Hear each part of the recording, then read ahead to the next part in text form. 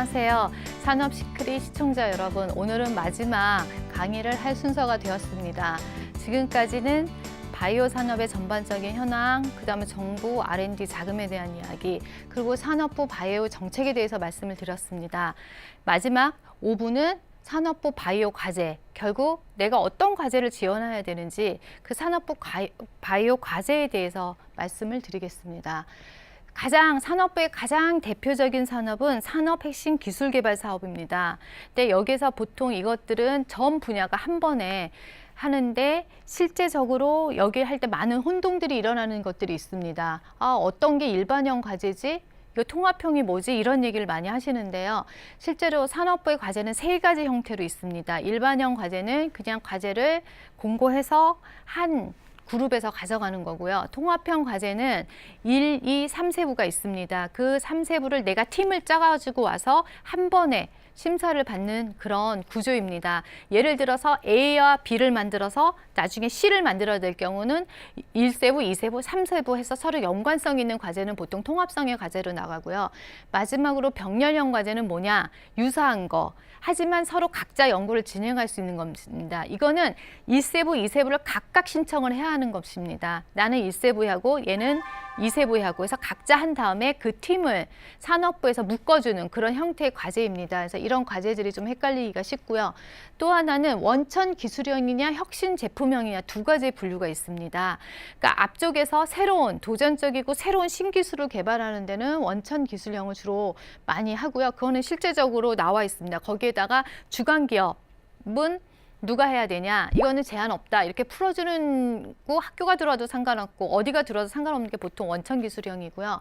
혁신 제품형이라는 거는 결국 최종 제품이 나와야 되는 겁니다. 그래서 대부분의 산업부의 과제에서 혁신 제품형은 중소 중견 기업이 주관이 돼서 진행을 하고 있습니다. 그리고 올해 사업부터 바이오 IP 산업화가 곧 올해 사업에서 새로운 과제로 지금 진행을 할 예정인데요.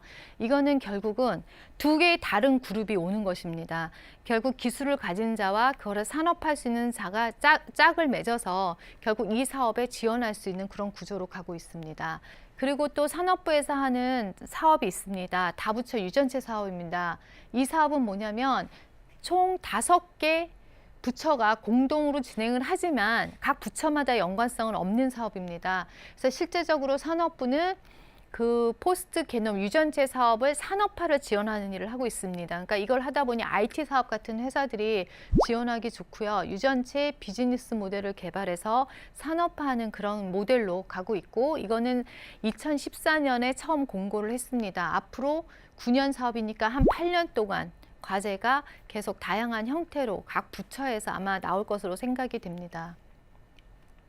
그 바이오화학 산업화 촉진화 산업입니다. 이거는 산업부에서만 유일하게 진행을 하고 있는데 총 사업 기간은 약 5년입니다. 그래서 지금 국비가 약 1,000억 원 정도 되는데 이걸 통해서 저희가 원료부터 마지막 생산 플랜트까지 만드는 그런 사업입니다. 그래서 원료로는 바이오 슈가 생산 기술을 개발하고 있고요.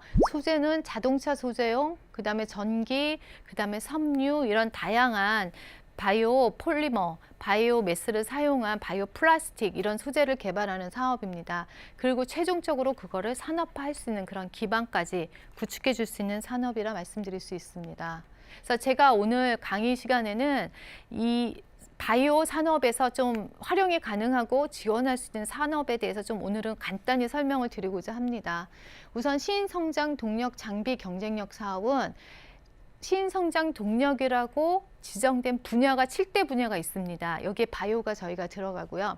이런 바이오 산업이 결국 신성장 동력으로 하기 위해서 뭘 할 수 있느냐. 근데 가장 포커스는 우리가 수입에만 의존했던 어떤 제품이나 분석기계, 다양한 형태의 그 사업들을 결국 국산화하는 데 많은 포커스가 이루어져 있습니다. 그래서 이게 해마다 계속 새로운 과제가 발굴돼서 나가고 있고요. 또 이거에 대해서 수요 조사도 계속 열리고 있습니다. 그래서 이쪽 분야에 관심 있으신 분은 이 사업을 좀 잘 보시면 될 것 같습니다.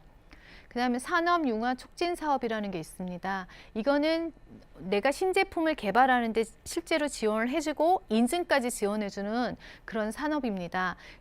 그래서 이거는 기술촉진법에 의해서 여러 가지 다양한 사업을 실시하는 기관들한테 패스트 트랙으로 인증이나 이런 문제를 해결해 줄 수 있는 그런 사업이니까 인증받거나 새로운 신사업을 하시는 분들은 이 사업을 좀 적극 활용하시면 좋을 것 같습니다. 그 다음 소재 부품 기술 개발 사업이라는 것입니다. 사실 의약품도 소재라고 볼 수 있거든요. 그래서 이거는 전 분야에 걸쳐서 하는 사업이고요. 창업 후 1년 이상 경과하고 대신에 기업 부설 연구소를 보유하고 있는 그 초기 벤처한테 많이 좋다고 저는 생각을 하고요. 지속적으로 이거는 계속 아이템이 바뀌고 있습니다. 그러니까 이것도 많이 관심을 가져주시면 좋을 것 같아요. 그 다음에 첨단 메디컬 신소재에서 헬스케어나 다양한 위생, 섬유, 소재 이런 것들을 또 지원하는 사업들이 있습니다. 그래서 뭐 치과용 뭐 수술 재료나 치실, 이렇게 실 같은 거, 우리가 봉합 수술 이런 거 할 때 많이 쓰는 그런 실 같은 것도 이 사업에서는 많이 지원을 하고 있는 걸로 알고 있습니다. 그 외에도 월드클래스 300이라는 사업이 있습니다. 이 월드클래스 산업은 전 분야에서 이루어지고 있고요. 여기서 바이오도 지원을 할 수 있는데 결국은 기술 혁신, 내가 가진 이 기술을 글로벌로 나가는데 적극 지원을 해주는 산업입니다. 그래서 월드클래스 300 같은 사업은 연구부터 시작해서 인증, 컨설팅, 인력 등 다양한 산업부에 있는 전 분야에 대해서 우선권을 가지면서 그거에 대한 지원을 해줍니다. 월드클래스 300이 딱 되면 그거에 대해서 각 와서 다 소개를 해줘요. 분야별로. 그래서 그 사업을 결국 글로벌로 가는 300개 기업을 육성한다는 취지에서 본 사업을 진행하고 있습니다. 그 다음 기술에 대한 표준화나 인증 지원 사업들이 주로 이루어지고 있고요. 어떤 표준화, 특히 기술 개발을 할 때 서로가 호환성에 문제가 있거나 그런 거를 지원을 하면서 표준화를 같이 해주는 그런 산업입니다.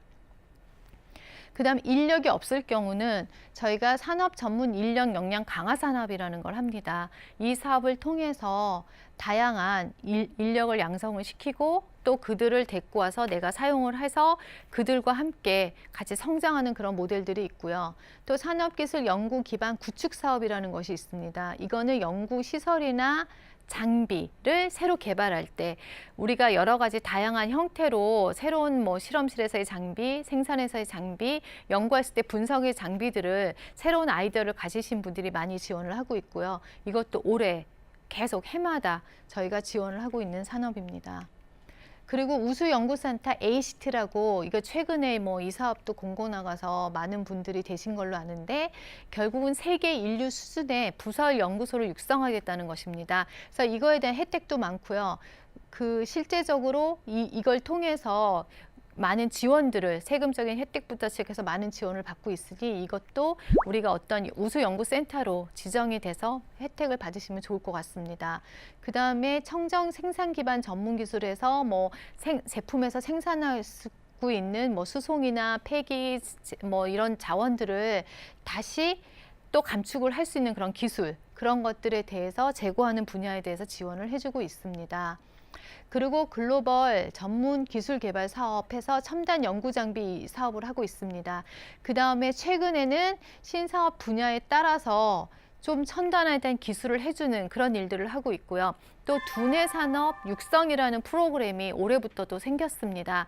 이와 같이 산업부에서는 실제적으로 그 분야에 맞는 전문 기업이나 중소 중견 기업에 대한 많은 지원들이 실제로 이루어지고 있습니다. 근데 대부분 잘 몰라요. 실제적으로 이걸 많이 안 해보시고 또 모르고 이것이 어디에 나오는지도 모르고 그렇습니다. 그러니까 홈페이지에 들어가셔서 그거에 대해서 등록도 하시고 또 모르시면 그 담당자한테 직접 연결을 하셔서 물어보시고 좀 더 적극적으로 정부 과제에 대해서 좀 친화적으로 하시면 많은 혜택이 저는 있을 거라고 생각합니다. 그리고 해마다 규정은 계속 바뀌고 있습니다. 그러니까 이 규정들에 대해서도 잘 숙지를 하셔야지 나중에 그런 폐해를 막을 수가 있고 또 그것들에 대해서 많은 혜택을 받으실 수 있을 거라고 생각합니다.